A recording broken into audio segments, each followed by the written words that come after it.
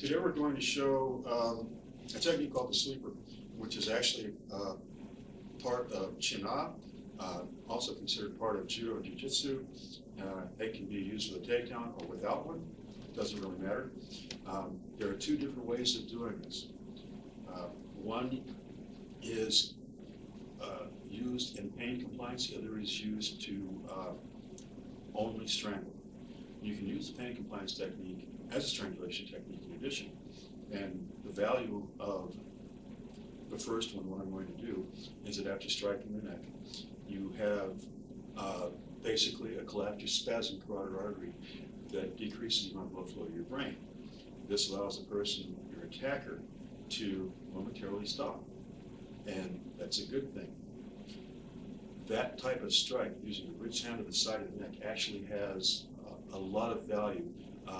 Some people may not want to do it because certain aspects of liability, but in my opinion, it is a very good technique, especially for a person who is the average street person, doesn't know how to fight, just wants to swing. Maybe he's used to his own size and strength or his own power, but in any case, as most of you know, most techniques, as they are, will not work against any kind of experienced fighter. And the reason for that is because of the media. People see this sort of thing all the time, and people who study this do so with the idea in mind of resisting someone who's going to use those particular techniques on them.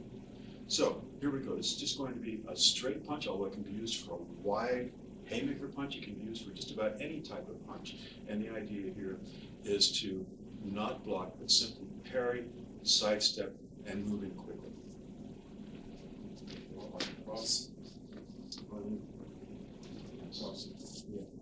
So basically, when this person strikes, we're stepping in, blocking here, and strike into the side of the neck with the ridge hand as hard as you can.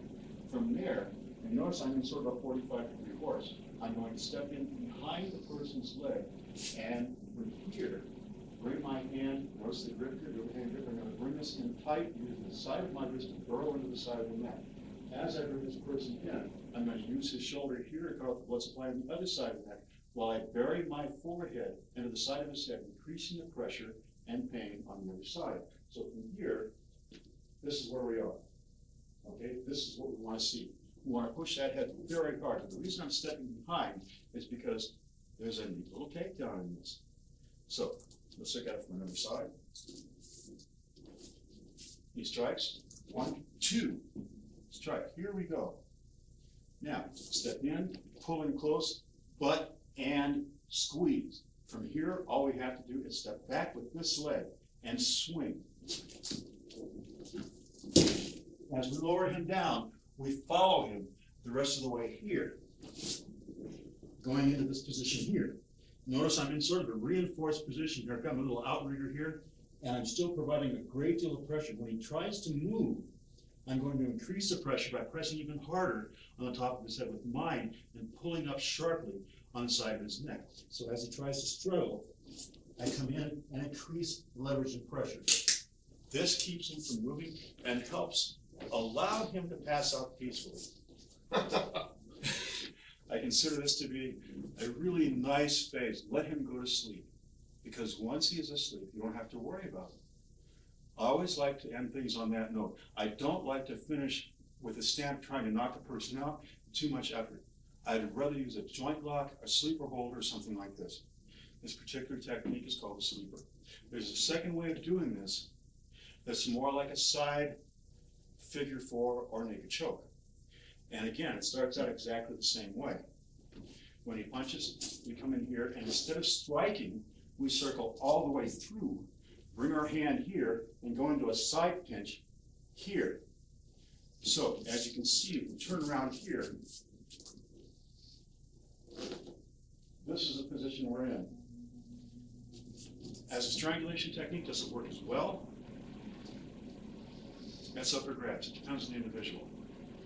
But the strike has the advantage in increasing pain to the point of forcing compliance. And that, to me, is probably the most important thing to remember. When you look at any technique, they can only be practiced successfully on a compliant partner. Well, in the street, you have a choice. Don't do the technique or make them compliant. The strike provides that necessary incentive to be compliant.